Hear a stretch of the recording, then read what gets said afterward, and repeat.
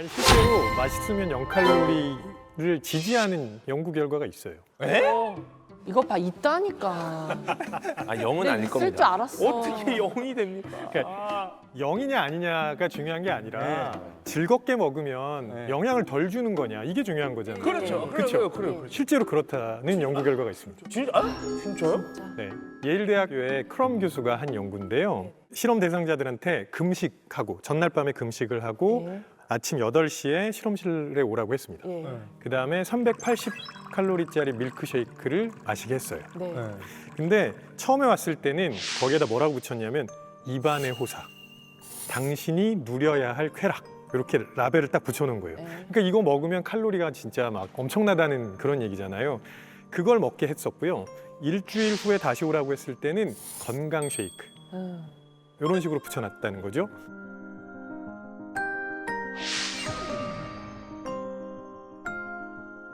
그 다음에 뭘 측정했냐면 배가 고플 때 나오는 호르몬인 그렐린을 측정합니다. 그랬더니 입안의 호사라는 그 쉐이크를 마셨을 때 건강 쉐이크를 마셨을 때보다 그렐린 수치가 3배 정도 낮게 나왔습니다.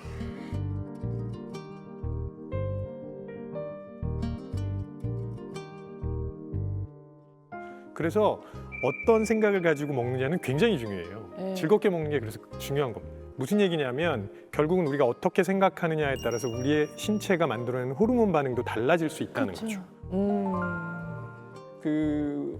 맛있으면 0칼로리라는 말이 그 죄의식, 죄책감과 더 관련이 있지 않을까 생각하고 저도 정말로 실제로 그랬으면 너무너무 좋겠다고 생각을 하면서도 또 그런 것도 있어요. 내가 뭔가를 먹었는데 생각 없이 먹었는데 너무 맛있어. 그러면 칼로리를 왠지 한번 보게 돼요. 우리가 칼로리는 맛을 재는 단위라는 말도 있잖아요. 그래서 이렇게 맛있으면 분명히 뭔가가 들었어 라는 생각이 드는데 맛을 재는 단위다. 근데 이게 좀 전에 얘기한 죄의식이 저는 되게 중요하다고 보거든요. 보통 이제 칼로리를 우리가 수치로 확인을 하다 보니까 도움이 되는 부분이 분명히 있어요. 이게 어느 정도인지 이렇게 확인하고 도움이 맞아요. 되는 부분이 있는데 잘못하면 그 숫자에 집착하기 시작하거든요. 그래서 폭식증 같은 섭식 장애를 겪는 분들이 이 칼로리로 표시되는 숫자에 너무 집착을 하는 거예요.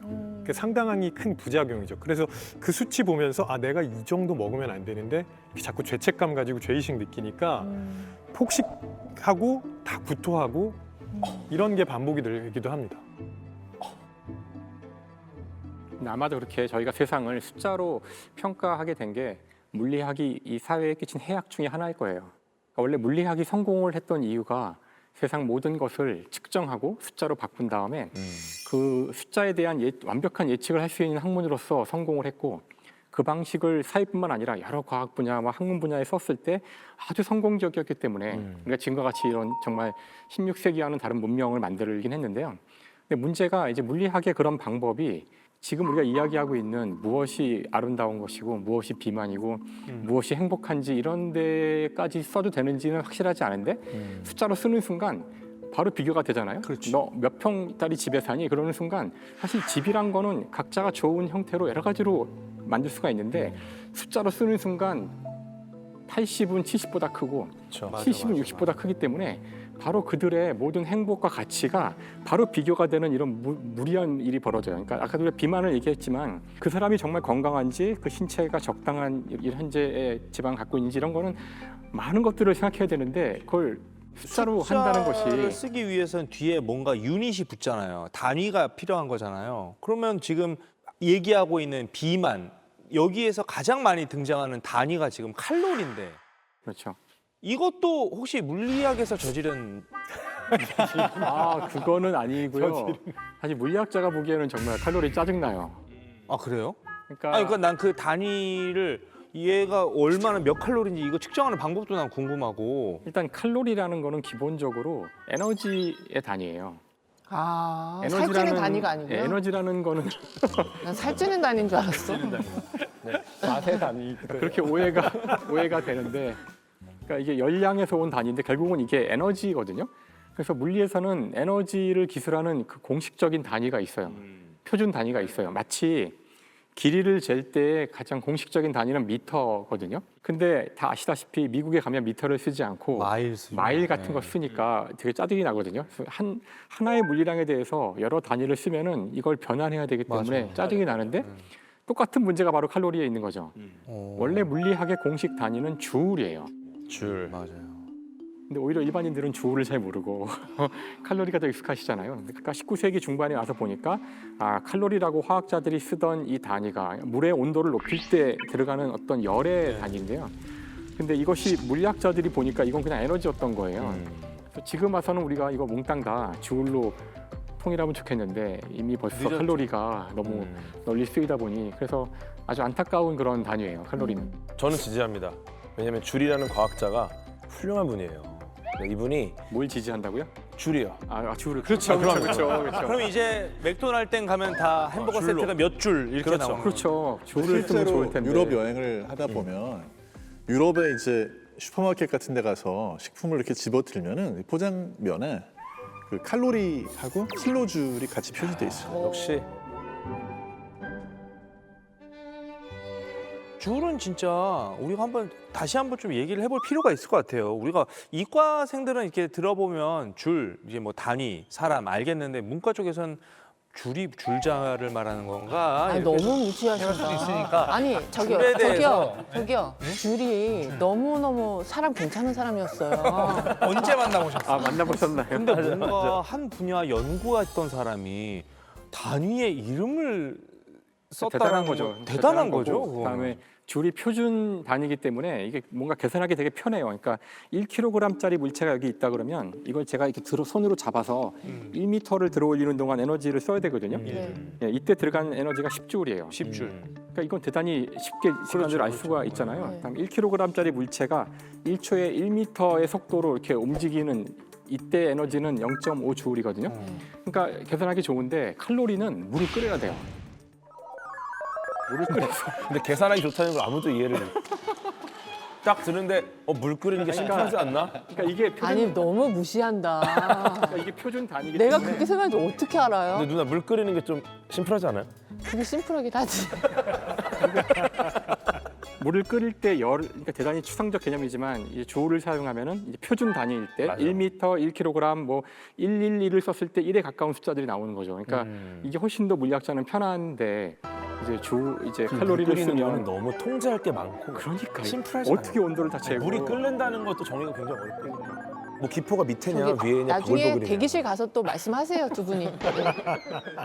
근데 칼로리 자체가 사실 다이어트하는 분들한테도 정말 좀 도움이 안 되는 잘못된 정보가 그 안에 들어있는 게 우리가 칼로리를 얘기를 할 때는 뭐 이렇게 물을 끓이는 그런 걸로 환산을 하는 거기 때문에 쉽게 얘기해서 우리 몸으로 소화 흡수되는 거에 대한 고려가 전혀 없어요. 그러니까 우리가 생각하기에는 예를 들어서 흰 빵으로 100칼로리를 먹었을 때하고 아몬드로 100칼로리를 먹었을 때 똑같은 양이 우리 몸으로 흡수돼서 들어올 거라고 생각하지만 사실은 흰빵 같은 경우는 또는 뭐 주스 같은 경우는 거의 완벽하게 소흡수되는 거고 잘 들어오죠. 네, 아몬드 같은 경우는 뭐 이렇게 꼭꼭 씹어 먹지 않는 이상은 심지어 꼭꼭 씹어 먹어도 이게 그 안에 들어있는 모든 영양소가 다 소화 흡수될 수는 없거든요. 근데 이런 것들은 사실 사람마다 좀 차이가 있을 거고 계산하기도 복잡하기 때문에 식품에 표시되어 있는 그 칼로리 열량 표시는 사실은 부정확해요. 아니 근데 그거는 있죠. 그렇게 뭐 빵과 아몬드처럼 종이 다른 거 말고 같은 종이어도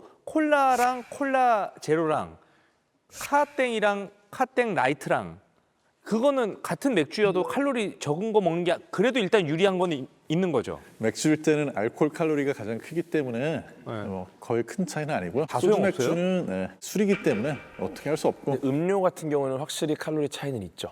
같은 종류에 있을 네, 때. 당 그 자체가 들어있는 걸 먹는 것과 이제 제로 칼로리 음료를 먹는 거는 예를 들어 당 그 자체가 들어있는 거는 한 캔을 완전히 없애는데 고층 건물 계단을 몇 번을 왕복해야 됩니다. 네. 근데 제로 음료는 한 5계단 정도 올라가면 사라져요. 진짜요? 그 정도로 차이가 커요. 그러니까 이왕이면 제로 먹어야겠네. 근데 이제 문제는 예를 들어서 칼로리가 적으니까 이거는 100인데 이거는 뭐 4밖에 안 되네? 그럼 이걸 한 20캔 먹어야겠다. 이거는 안 된다는 거예요. 칼로리가 적다고 많이 마시는 건 안 좋지만 약간의 대체는 좀 유리한 부분이 있죠. 근데 제가 지금 이런 얘기 들으니까 지금 문득 떠오른 아이디어가 제가 식품 회사를 하니까 네. 그러니까 0칼로리 음식을 개발해 볼까? 제로 김치 나오면은 끝나요. 제로 제로 김치? 김치. 홍진경의 제로 김치. 그게 무슨 맛일까요? 그냥 지기김치 먹으면 안 돼요. 일단 김치 맛은 안 나요. 아니면 제로 식품을 개발하는 거야. 물은 제로잖아요. 네, 물을 얼려. 네. 제로 아이스크림 있잖아요. 그래서 오 진짜? 제로 아이스크림이 실제 아이스크림보다 더 달아요. 심지어 나 제로 하나 만들어 봐야겠다. 맛이 기가 진짜. 막힙니다. 제로는 요즘에 이제 유행을 하지만 네. 우리가 다이어트의 역사는 사실 실패의 반복이었잖아요.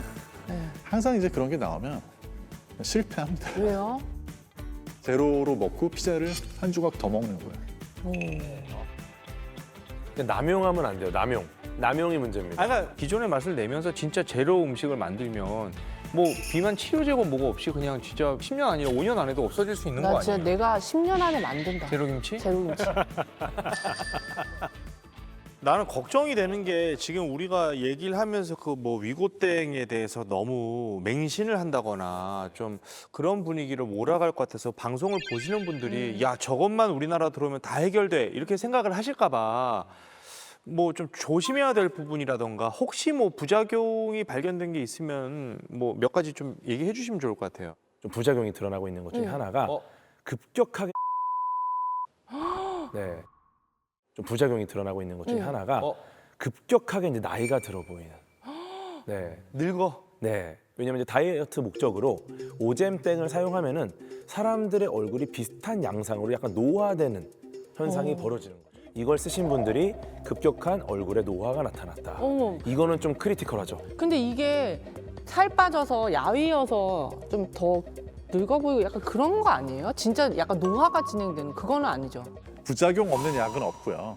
또 의사 약사 중에서도 이 약이 나오면은 쓰겠다라는 분들도 있지만 난 좀 기다려 볼래 하는 분들도 많이 있거든요. 그래요. 위고땡이란 약 자체만 놓고 보면 아직 사용된 게 그렇게 역사가 길지는 않잖아요. 그래서 여러 가지 부작용 문제에 대해서 걱정하는 분들이 당연히 있을 수밖에 없어요. 근데 이제 현재 제일 흔한 부작용은 뭐냐면 약을 쓰고 났을 때 이런 약들이 기본적으로 위에서 장으로 음식이 내려가는 그런 속도를 좀 늦춰주거든요. 그러니까 적게 먹는 데는 도움이 되지만 거꾸로 얘기하면 더부룩하거나 가스가 찬 느낌이 들거나 복통이 생기거나 뭐 이런 부작용. 또 자동차 타고 어디 여행할 때 굉장히 멀미가 심하게 나타나는 것처럼 근데 그게 평상시에도 막 24시간 내내 눈만 뜨면 막 멀미 증상이 있거든요. 메스껍고 막 약간 그렇죠. 구토할 것 같고 그렇죠. 그런 오심구토라고 그러죠. 이제 그런 것들이 있을 수 있습니다. 뭐 위무력증이라든지 장 폐삭이라든지 이런 증상이 심해질 수 있고 또 췌장에 좀 염증이 생기거나 경우에 따라서는 이제 암 위험에 대한 거를 걱정하는 그런 전문가들도 있거든요. 그래서 부작용이 없는 약은 세상에 없죠. 건강하고 이미 충분히 운동과 식단으로 몸매를 건강히 유지할 수 있는 분들이 약으로 한번 살을 빼봐야 되겠다라고 생각할 필요는 없을 것 같아요.